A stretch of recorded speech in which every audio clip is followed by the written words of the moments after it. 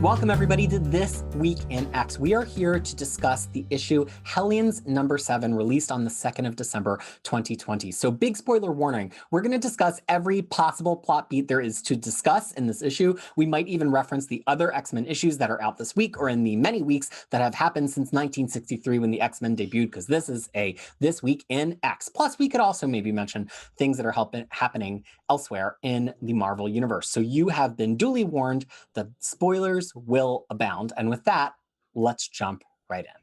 I love Hellions. I maybe love Hellions even more than I did before this week. So let's just start out where the issue starts, which is right from the cover, really. Sinister's been weeping on the grave of his Hellions, and he's come to the Quiet Council to say, my Hellions are dead. That was pretty good. That was a good impression of Sinister.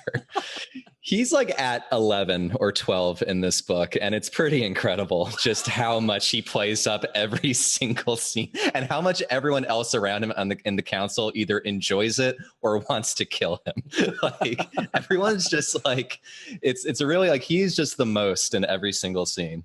Yeah, definitely. I mean, he chews up the drama, chews up everything. I mean, it's funny, it's good.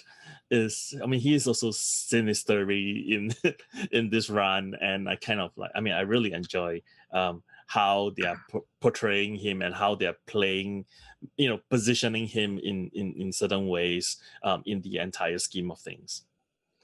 And also it gives us even more of this Quiet Council interactions. Jean is there on the art, by the way. Maybe she shouldn't be based on where we left X of Swords, but she doesn't have a line, so maybe just an art issue. Or an editor issue, which I have been pointing out quite a few times. They've already blocked me on Twitter, so you're cruising for a block now too. No, I'm like, hire me. I'll do a better job than you. Tyler's right there in New York. He can come right to your office and reopen. So, yeah, right here. But here's I can work from home too. Here's the thing that it's made me think of, like, he's such a buffoon, and they're all there making fun of him. Exodus makes fun of him. Mystique makes fun of Exodus making fun of him. Kate is like, this has already been dealt with. Why is he monologuing? But the political theater is the point. He's taking up space in the room by doing this political theater. We see how this goes in the real world. I don't even need to reference the United States because there's all sorts of dummies in charge of the political machine all over the world and other countries as well. Like, when you're a ridiculous douchebag in front of the political body, that holds power even if everyone's laughing at you while you're doing it, which maybe is not Zeb Wells' point here, but I cannot help but see the parallels here of just like having the boldness to lie outright and be ridiculous in front of the ruling body of this country. Yeah. Yeah, for all the silliness, like it is working. Like his plan to he's getting everything he wants. Yeah, it's like a total offensive maneuver, just grandstand, but like he is slowly getting his way, whatever that's going to be as we continue on. Almost always get his way, but he always have a backup plan. I think that's the other thing too. He did lose the cape. That was not a win for him. But beyond he had backup cape. It's fine. Yeah, he got backup cape. Plumage is all back. Yeah. So look, before we get any deeper into this issue, since we have Harry here as Fariha's designated trade of prisoners, I was curious what Fariha might think about this. And we actually managed to get a broadcast in from Fariha, where she's currently in Amenth, Canada, one of the Lost Lands. Hello, Tyler and Peter. Greetings from Amenth. How are you doing? I know it was a very last-minute decision for me to stay over here instead of going back to Krakoa because I just couldn't handle all the nonsense that X-Men was spewing and where that was going. So I thought I would try my luck here. So far, it's been pretty good. I have been enrolled into the engineering corps to rebuild Amenth, and Apocalypse is my mentor. I don't know how I feel about that. Anyway, I'll let you know how that goes. But I thought I'll drop by to say a little bit about Hellion that came out this week. I can't believe of all the titles that are out there, I am loving Hellions the most. I mean, Marauders kind of comes second now, to be honest, and it's all thanks to Sinister. That guy, He's so evil. He's so bad, but still so good. Every minute that he's on, every second that he's on panel, it's the best. Give that man the Oscar. I mean, seriously, he deserves it.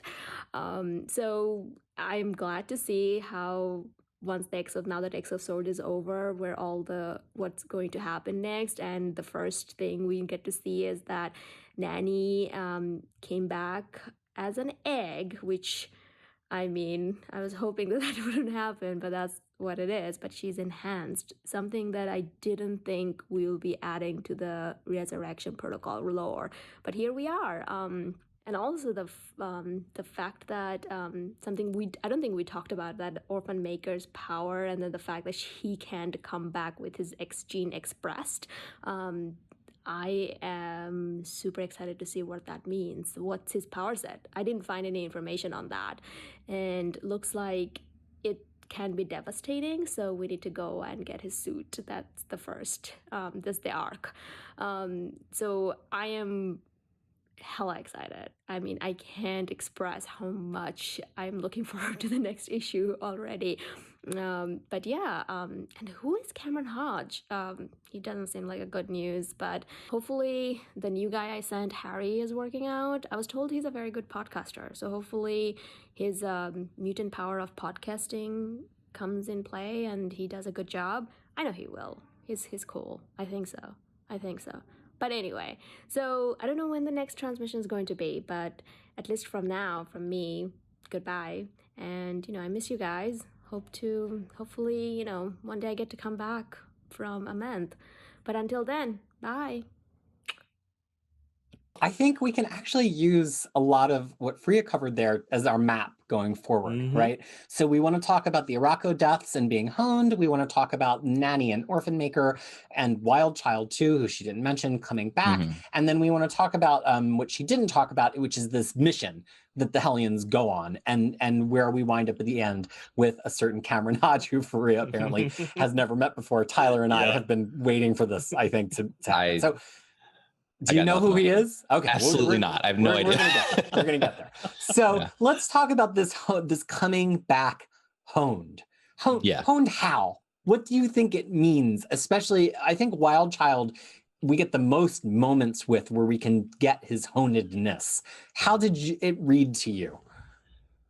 Well, for me, I mean, on surface, it's just they've become a lot more edgy and 90s, if you want to go that way. It's the 90s vacation. No, the extreme vacation. They all come out with patches. No, I think it was really interesting. I think it was the most interesting part of the book. Like this book is a ton of fun. It's just such a good time. But this was definitely like this might come into play later sort of plot point, where they are like, well, with Wild Child, it's interesting in that he kind of grows up a little bit. And he becomes like, which I kind of liked, because it shows that his, we're just talking about stakes and what have you. It shows that his death in the crossover actually kind of had some kind of consequence, because that version of him is gone and he's kind of matured a little bit. But like also like a loss of innocence kind of thing, where he's now like seems a bit more extreme. But I don't think it means that he is better. I don't think that's what the book is saying either. Well, and before Tyler talks, let us just say we love to let you know when Tyler was right, and Tyler was totally right, because I was like, they were killed in Otherworld, and Tyler said no, they were killed in Amenth, and it's going to be different. And sure enough, here we are 1 week later, or 2 weeks later, and it completely paid off. Tyler, you were on it, yeah. No, I mean, to be fair, I think I read it from X Twitter somewhere, and someone mentioned that, so what happened if because they were not in Otherworld? Then I was like, that's a good point. So maybe they are not going to be affected like Rock's Light, and maybe there's a reason why they were killed there instead of Otherworld. And I mean, the other thing I kind of is interesting here is that when you are killed in Otherworld, which is a different dimension, you come back scrambled, or as a blank slate kind of thing. When you're killed in Araco Amenth, you come back honed. But we also have someone recently resurrected in another dimension, who died in another dimension in Mojoverse. but she came back unchanged. So yeah, it's hard to know if that's like an oversight or if we're just supposed to read more into the differing nature of Amenth as something that's been kind of like divorced from our original Earth reality. But I think it's something that we've never really been asked to consider the ramifications of. We haven't done that much dimension hopping so far in this run outside of these two series. And so all of a sudden we've got to consider that there's another dimension to the stakes here. But to Free's point, why does Nanny still come back as an egg? Is it because the honed version of Nanny is even more eggy than Nanny? Because let's all remember, she was sealed in that egg. Power is not to be an egg. An egg.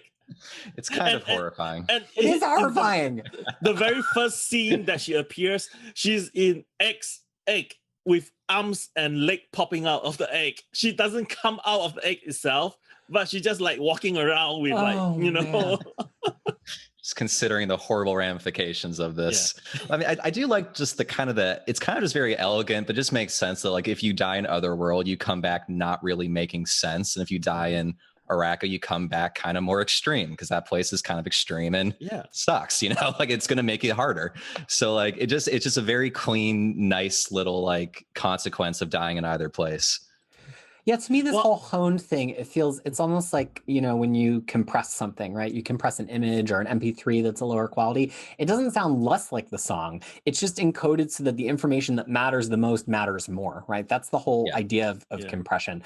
And so it's kind of like they've been compressed, and anything that was extraneous about them is discarded, which I think is an interesting plot device, but it's also an interesting like meta narrative device to say like, hey, do we have some X-Men characters that have gotten a little too complex to keep track of what their whole deal is? Especially Wild Child. Is he an animal? Is he a guy? He's a beta? He's an alpha? Like, who knows, right?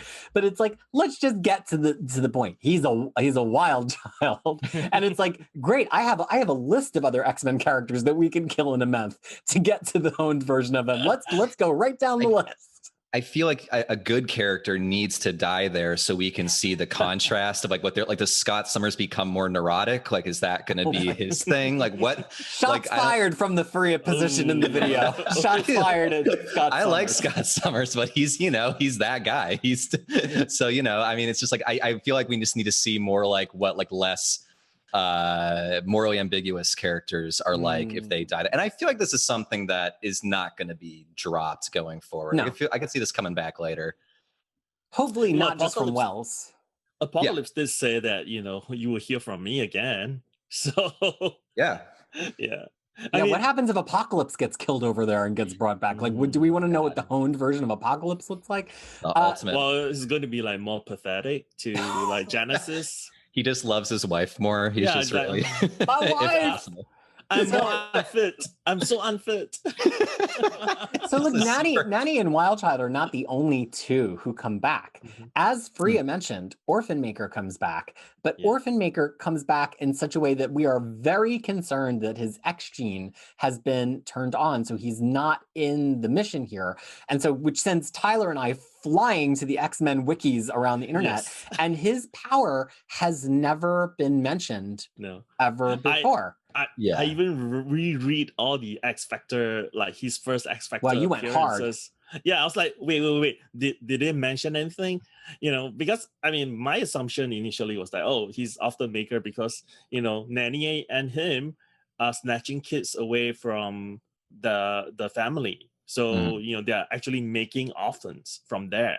So that was my assumption of why he was named Orphan Maker. But it seems like maybe there's something that is tied to his power somehow. They're like positioning him as the Antichrist. Like if he comes into being, he's gonna like destroy the world, which is cool. It's like a ticking time bomb kind of thing, I thought this was like a real case because I don't know any of these characters beyond Havoc and Sinister when I started reading this. So like I just been going with the flow with a lot of it. And this was another thing where I was like, oh, this must be some plot line from years ago that you guys are going to tell me about. So I'm also now way more interested because it is like a new developing thing that we're all going in fresh about. Well, and how cool is it that Leah Williams and Zeb Wells both this week are like giving us new stuff?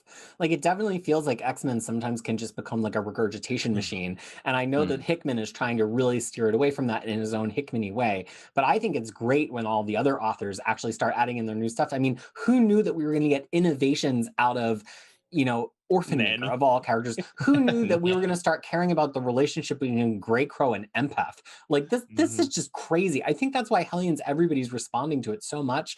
Some people who don't really like their X-Men books funny are a little bit down on it because it's definitely got a comedic edge, but it's just doing that magical thing that great X-Men comic books do, which is like add to the mosaic of X-Men. And a lot of modern X-Men comics are actually afraid to do that, but Zeb Wells does not seem to have that fear. But let's be clear, this book is really funny. And I want this is one like this. I belly laughed at a couple moments in this book with the plane in particular, but we can get to that. Clive Sinister is the best. Yeah, that's it. Well, Sinister is a good dude. Oh nice. He goes, Sinister, what a guy. And then he does it twice.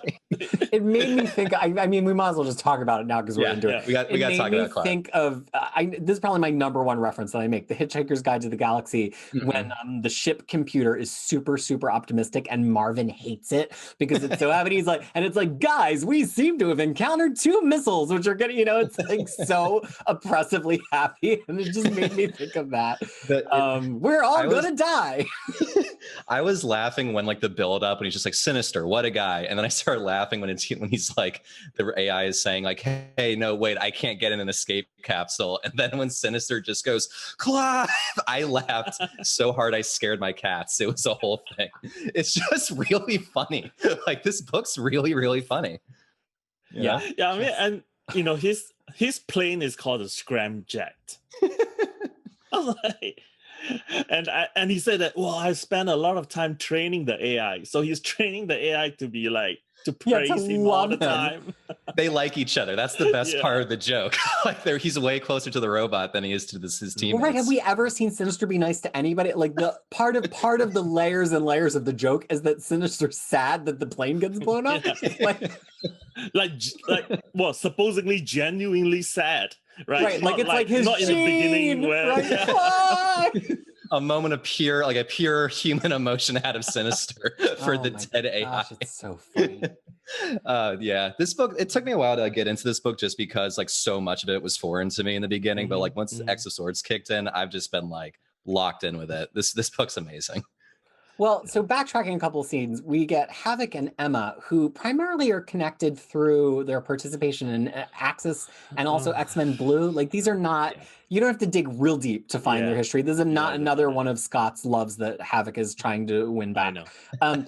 But Havoc is just like throwing himself this like pity party of like, I'm messing up everything still. And Emma's like, get up off of that cat, like Batman slaps Robin, right? Like... and she says, there's a reason you're on this Hellions team. We're not going to let them go on their next mission without you. So get your ass off the couch. So I haven't really read any of the X stuff kind of after Bendis and Axis and all that. So I don't know like where Havoc is at with like all that X-Men Blue stuff I think he was in. So is he still bad? Reversed? No. In one of the few good arcs in X-Men Blue, which is really not Colin Bunn's fault. He got saddled with some terrible material. But in one of the few really great arcs of X-Men Blue, towards the end, he actually fixes all that. And it's worth reading. Okay. So that leads me to my because I was wondering, like, is Emma like lying to him saying he's got some like inner demons they need to keep a lock on? Like I it's just because I was kind of ambiguous to me. It surfaced itself like twice in Hellions, right?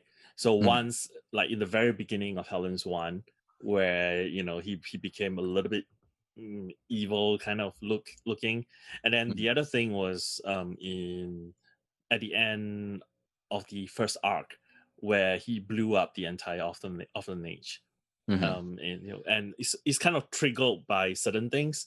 So Emma was questioning if her fix was done correctly, I think. And I think in this case, that's the only reason why I can think of him going to Emma is like, well, Emma has to be the one to certify that he is good because Emma fixed him. initially, because I was like, wait, why does he go to Emma? Like, why doesn't he goes to like why wouldn't he be someone talking else? with anyone, literally anyone other than Maybe Emma? his brother Scott. Yeah. Consider Cyclops. I know. Or Xavier, his original mentor. Like, yeah. So there's I mean, definitely that's some the point. thing. There's a reason that Emma's being brought into this, and it connects Yeah. clearly to all No, that to stuff. be clear, this is all good. Like, I like where Havoc's at. I think it's pretty interesting, especially in this book where it just feels like everyone's going to have a bad end or a bad time. Like, it feels like a slow motion car crash with Havoc, like, but in a good way. Like, it's like, that tension's building. Yeah, this but, book is a very entertaining slow motion car crash. The best possible slow motion car crash. I kind of on a side, I had a quick question. Did we know, because I was kind of disoriented in the beginning, did we know like that the characters didn't remember how they died? Because I was wondering if that was going to come into play after they all died in the last issue. Were their minds wiped? Like what happened there? No, there was I think it has been established in several other resurrections that there's a gap. Okay. So right. Like in some cases, the gap is because the backup was done last week and the other backup has not been updated. And then in other cases, it would be because like Jean in when they went on the mission in House of X, when the telepaths got killed, everything stops there. So I forgot about that with Xavier. Yeah, you're right. So I think in this case, it's probably a function of two things. I mean, one thing is that maybe they went into other world and Xavier was so surprised that Jean and Cable could connect telepathically. So maybe after they enter the gate, everything got cut there.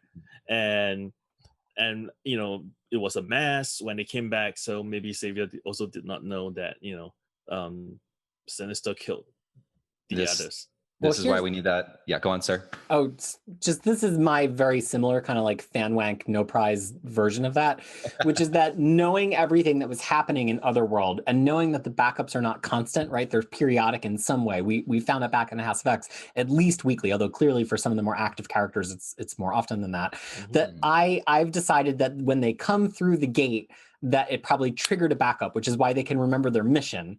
But then they got killed, and it's not like Xavier backed them up again a second later. And so Sinister's whole like waiting at the gate thing, probably having full knowledge of this, having helped the Five develop the whole process, was like, all I need to do is give them a minute for it to kick in, and they'll feel like, oh, we got back to Krakoa, and then kill them, and then they'll just be like, oh, maybe they poisoned us back in Otherworld or Amenth, and like they won't know, what happened. So that is my no prize submission for why these particular characters remember being alive.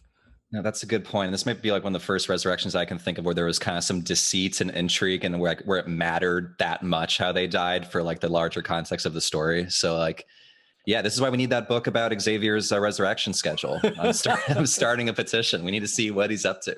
Well, and I think that's why this and X Factor actually work so well this week. And I think X Factor kind of like wraps around this issue because there's some things they talk about that clearly happened before this issue. And there's some things they talk about clearly that came after some of the resurrections we've seen in this issue. But the issues are kind of both about the ramifications of that. But let's keep moving here to Sinister insisting on some social distance while he meets with his Hellions. And then the Hellions start to get a little fresh with him. And Quanon, as Psylocke, as we have to remind you every time, steps back in and she's like, don't lay hands on my Sinister. Yeah. It's a good scene. Now, this is the first time like I actually it's stuck in my brain that it's like a different Psylocke. Typically I have to like remind myself like in the middle of a scene, but this one I knew from the get-go. And I was kind of shocked that they brought in the connection to another X book that they did with like why Psylocke is following Sinister. Not only that, but they referenced Fallen Angels. That's my line. I was like, what bold move? Like a child. Yeah. I don't. Yeah. I mean, so we saw. I mean, I mentioned that Psylocke passed a piece of Amenth to Sinister, and now we know why. Because her daughter is in that piece of Amenth that she passed, and Sinister was supposed to extract her somehow or find her somehow in that in the echo. So I don't know, when I first read it, the first thing I thought of was actually Caprica, because I think Caprica has a similar premise where the person died but their whatever sold or whatever was transferred digitally into the digital world. So I mean, that's what I was thinking of when I read that. But Well, it's so interesting you mentioned Caprico is, of course, a spinoff of Battlestar Galactica because yeah. we revere Battlestar Galactica reboot in this house, and we just started rewatching it. And as we were rewatching, I was like, oh man, how have I not been talking about Cylon stuff as it relates to Resurrection on Krakoa? Because it's like it works so well, but again, it's only so much time in the show. So Quannon's daughter, right? Who knew that plot point in Fallen Angels would become significant? But then also it's kind of to say that each of these books has contained some little splinter of something that's going to get followed up on. And even Fallen Angels, which generally took a lot of heat from the community, still gave us A, Quannon's relationship with Sinister, and B, this idea of Quannon's daughter in continuity, and that she's doing something to try to preserve her.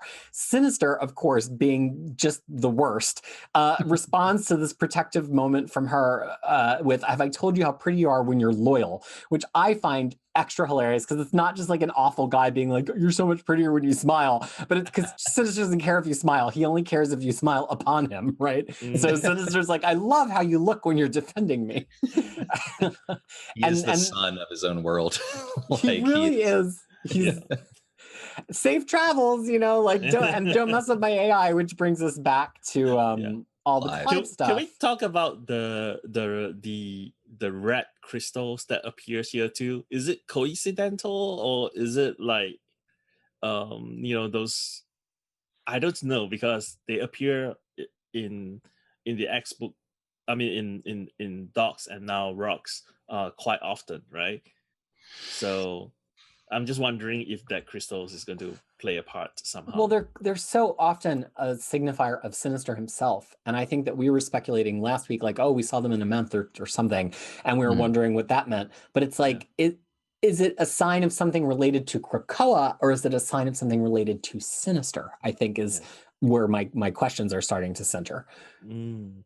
So look, we end here with Psylocke deciding that they're going to crash Clive, which clearly puts her relationship with Sinister at risk. But she has the out of being like, well, we had to break through the bunker somehow to get in. And they are greeted by Cameron Hodge. So Tyler, would you like to explain to Harry, and maybe if the transmission reaches her, to Fariha, who is Cameron, and to our viewers who might not know?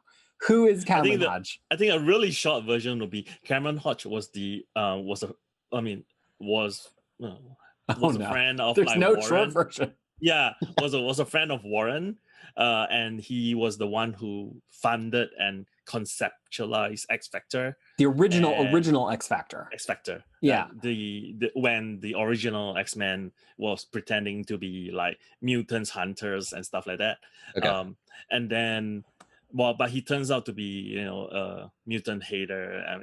Actually, I think he started off by hating Warren more than anything else, and he caused Warren's wings to be amputated, and so he's really the real evil. And if you have been following, some of the past X events, he's actually the real. One of the big bats in Extinction Agenda, and in Second Coming. Yeah. Oh, right. Separated by 20 years. There was a version of him in Phalanx too, right? Like the Phalanx sort of created. Yeah, they like absorbed him at some point. Yeah. And then anyway, his head got sliced off at the end of Extinction Agenda, but somehow he survived. As most X characters, whether it's a hero or a villain, they came back. So this version, I'm actually not 100% sure what kind he is, but you can see that there's circuitry drawn on his neck. So the impression I got was that he was a racist and he had robots and was bad. And I was like, it's kind of something very refreshingly simple about that. I was like, oh, right. It's just a classic bigot that these mutants are going to stomp on a bit, So, that all makes sense. I think I read some of Second Coming. I think I vaguely remember something happening there with him, but I don't remember his name, obviously. Yeah.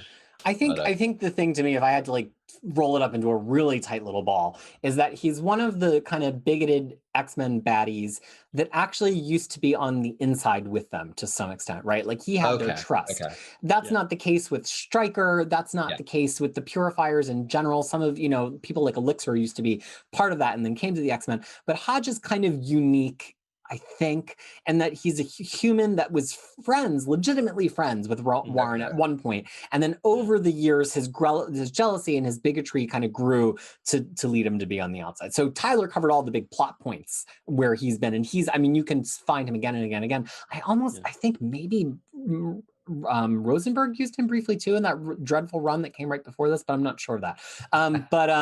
But I think that's the thing to know. So then the question is like, what is really happening here? Like Sinister sent them on this mission, but since Hodge is there, and I think this can be kind of our closing shot here, what is really the thing? Because Sinister's always saying one thing and doing something very different. So what is he actually doing here is the question.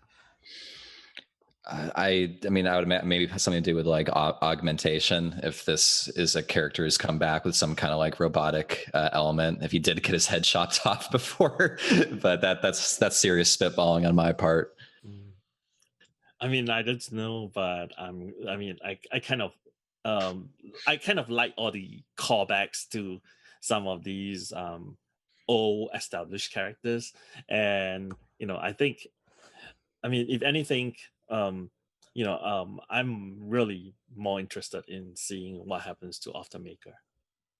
Yeah. Well, and so to put a point on this mission question, the thing they're supposed to be doing is getting Nanny's ship back to remake Orphan Maker's armor. So Sinister monologues, the egg ship was repossessed by the Right early last year. Nanny's had a standing request with the council to repatriate said ship, but it was deprioritized as Nanny uses her ship almost exclusively to steal babies. A ghoulish habit, we can all agree. So, but Sinister probably wants it, and then he says I should stop throwing rocks from this glass house.